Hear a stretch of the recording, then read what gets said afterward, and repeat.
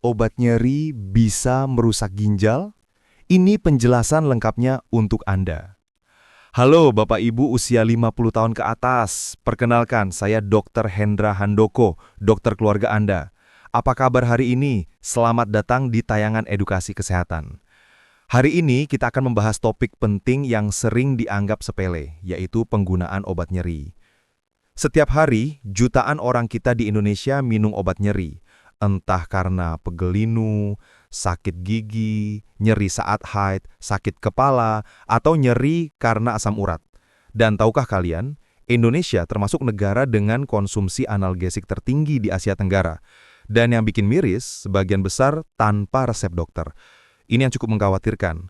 Dan banyak dari penduduk kita, konsumsi obat nyeri itu menjadi semacam rutinitas tiap hari. Dan mereka nggak tahu kalau itu bisa jadi salah satu faktor resiko terkena gagal ginjal. Underlying ya, jika diminum tiap hari, rutin, dan nggak bisa lepas dari itu. Jadi pertanyaannya, emang bisa ya obat nyeri bikin gagal ginjal atau ginjal rusak? Gimana caranya dan mana aja obat yang aman, mana obat yang harus dihindari? Kita akan bahas lengkap ya. Penjelasannya ada di ginjal itu sendiri. Jika pertanyaannya kenapa obat nyeri bisa merusak ginjal kita itu organ yang sangat tergantung sama aliran darah dan tekanannya. Nah, beberapa jenis obat nyeri, terutama golongan NSAID atau non-steroidal anti-inflammatory drug, bisa mengganggu dua hal penting ini. Tak tunjukin kenapa NSAID seperti ibuprofen, asam mefenamat, natrium diklofenak itu bekerja dengan menghambat enzim COX. Masalahnya, enzim ini juga bertugas bikin prostaglandin yang membantu ginjal mempertahankan aliran darahnya. Nah, kalau prostaglandinnya diturunkan, karena tadi ada hambatan di enzim COX-nya, maka pembuluh darah ginjal itu jadi menyempit. Karena tugasnya prostaglandin tadi menyebabkan vasodilatasi atau pembesaran, sehingga aliran darah kenceng larinya ke glomerulus atau organ ginjal tadi untuk difilter. Namun kalau ternyata enzim COX-nya ini dihambat, tidak bisa menghasilkan prostaglandin untuk melakukan vasodilatasi lagi, maka vasa eferen atau pembuluh darah di ginjal akan mengecil menyebabkan vasokonstriksi dan menyebabkan penurunan aliran darah ke ginjal yang bisa bikin glomerulus atau ginjal secara keseluruhan rusak. Jika tadi ini penggunaannya kronis, lama, berkelanjutan, terus-menerus. Jadi NSAID atau obatan nyeri yang dikonsumsi rutin, kronis, lama, berbulan-bulan hingga berkelanjutan, terus-menerus, kalau nggak minum itu seharian nggak enak, hati-hati. Ginjalmu mungkin bisa menjadi rusak. Kalau saya menganalogikan ya, ginjal itu kayak mesin pompa air. Kalau aliran ke pompa terlalu kecil, lama-lama mesin sanyonya panas ya, atau rusak. Sama kayak ginjal. Kalau aliran darah ke ginjal terganggu terus-menerus, itu juga bisa bikin resiko ginjalnya meningkat untuk kerusakannya. Nah, kalau dari kasus saya, sering banget ketemu pasien usia muda, usia 30-40-an, rajin minum obat nyeri tiap hari. Untuk encoknya, dia pegel kalau habis nyetir, misalnya dia kerjanya sopir. Tiap kerja malam, dia minum itu dan ia lakukan selama 1 tahun terakhir. Bisa macam obatnya, mulai dari natrium diklofenak, asam mefenamat, ibuprofen, dan itu rutin. Sampai akhirnya, obat-obatan itu nggak kerja lagi ya. Akhirnya dicampur dengan jamu pegelinu. Kadang beli jamu pegelinu yang tanpa merek, yang mana bisa jadi itu sudah ada campuran dari bahan kimia obat alias obat nyeri. Dan parah lagi kalau misalnya itu dicampur dengan steroid. Nah, dari kasus pasien tadi, ginjalnya menurun hingga 15%. Jadi fungsinya sudah tinggal 15%. Sekarang pasien itu rutin cuci darah. Ironisnya, dia nggak pernah tahu kalau penyebabnya adalah obat nyeri yang dianggap biasa. Lalu dok, katanya tadi mau di-spill obat nyeri dari yang aman sampai yang harus diwaspadai. Seal yang paling aman dulu deh. Yang pertama adalah paracetamol atau acetaminophen ya. Ini paling aman asal sesuai dosis. Tadi paracetamol ini nggak punya efek besar ke ginjal asalkan nggak overdosis dan liver kita sehat. Nah, pastikan kalau misalnya habis minum paracetamol ya, itu lihat dulu kalau misalnya 3-5 hari nggak membaik juga, segera ke dokter. Nah, yang kedua nih, yaitu NSAID atau non-steroidal anti-inflammatory drug, seperti contohnya ibuprofen, asam mefenamat, natrium diklofenak, dan golongan NSAID yang lain. Ini yang harus hati-hati, apalagi kalau teman-teman punya tekanan darah tinggi, diabetes, udah ada gangguan ginjalnya, dan lanjut usia atau lansia. Konsumsi sekali lagi yang rutin, kronis, kalau tiap hari nggak minum itu nggak enak, sakit semua badannya, Hal-hal inilah yang bisa bikin ginjalmu ngambek. Ya, boleh nggak sih dok diminum? Boleh, asal jika 3-5 hari gejalamu nggak membaik, segera ke dokter. Ya, nggak usah ditunda, nggak usah ditunggu lagi, apalagi jika nyerinya itu hilang timbul. Ya, itu harus dicari penyebab nyerinya, bukan ditambal dengan obat nyeri saja. Tapi dok, ada dokter yang meresepkan obat nyeri berulang kali. Nah, jika kalian ke dokter, pastikan tanya diagnosisnya apa. Yang kedua, biasanya dokter akan melakukan monitoring secara rutin jika konsumsi obat nyerinya diberikan berulang kali. Nah, itu harus kalian notice ya. Nah, jika kakak membaik, juga tanyakan, ini sebenarnya saya sakit apa? Dan apakah ada tata laksana lanjutan yang harus saya lakukan untuk mengobati penyakit ini? Jadi harus kritis juga kalau ke dokter. Yang ketiga, udah mulai alert ya. Kalau obat kombinasimu ini tercampur NSAID atau obat nyeri tadi ibufen, asamefenamat, natrium diklofenak ditambah dengan kortikosteroid. Contohnya seperti misalnya piroxicam ditambah prednison, asamefenamat ditambah metilprednisolon.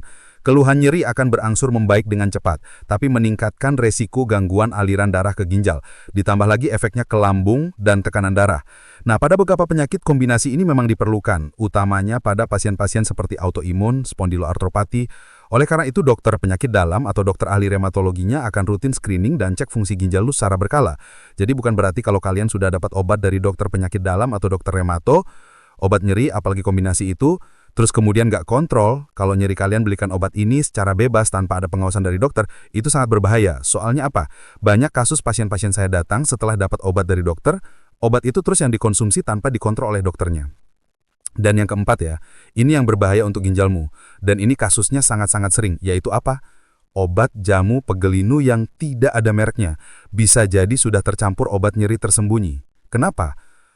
Loh, kan dokter juga pernah ngasih obat nyeri, masa pedagang jamu tidak boleh memberikan obat ke jamu dagangannya atau herbalnya. Dia dicampur dengan obat-obat nyeri.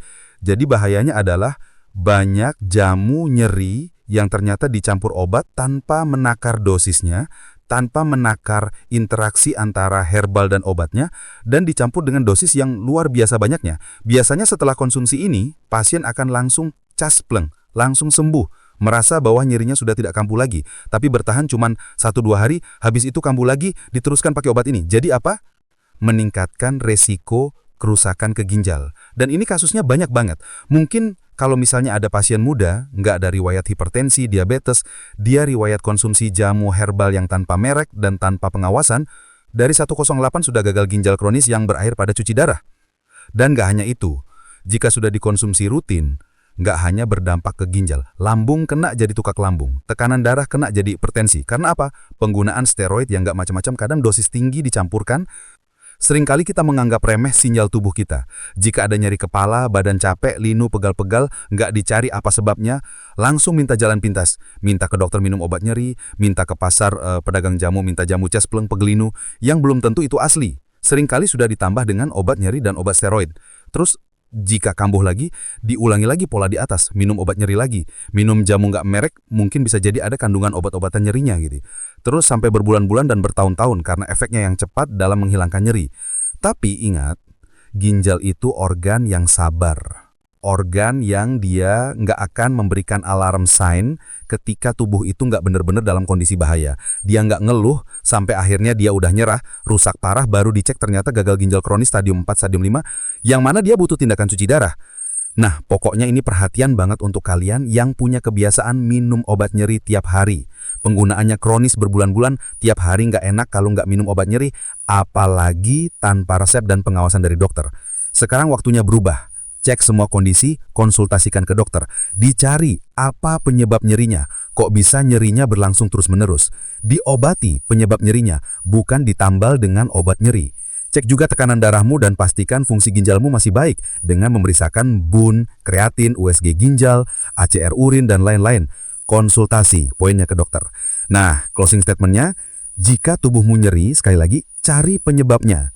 Boleh minum obat nyeri untuk sementara. Jika tidak membaik, konsultasikan ke dokter. Jika masih membandel, konsul ke dokter spesialis. Ingat, jika ginjalmu rusak, ginjalmu itu nggak bisa kamu ganti kayak baterai HP. Jadi disayang, dieman-eman, kalau ada keluhan, segera ke dokter. Ya, sudah paham kan? Terima kasih Bapak Ibu sudah menonton sampai bagian akhir video. Semoga informasi ini dapat membantu menjaga kesehatan di usia 50, 60, bahkan 80 tahun ke atas. Sebelum video ini ditutup, saya ingin mengajak Bapak Ibu semua berinteraksi. Tulis di komentar, usia Bapak Ibu berapa sekarang? Tinggal di kota mana? Kebiasaan sehat apa yang sudah rutin dilakukan? Komentar Anda sangat membantu saya membuat konten kesehatan lansia yang lebih bermanfaat, lebih tepat sasaran, dan lebih mudah diterapkan di rumah. Dan jangan lupa juga untuk subscribe channel ini untuk mendapatkan informasi kesehatan lainnya. Saya Dr. Hendra Handoko. Terima kasih sudah menonton. Tetap sehat, tetap semangat. Sampai jumpa di video berikutnya.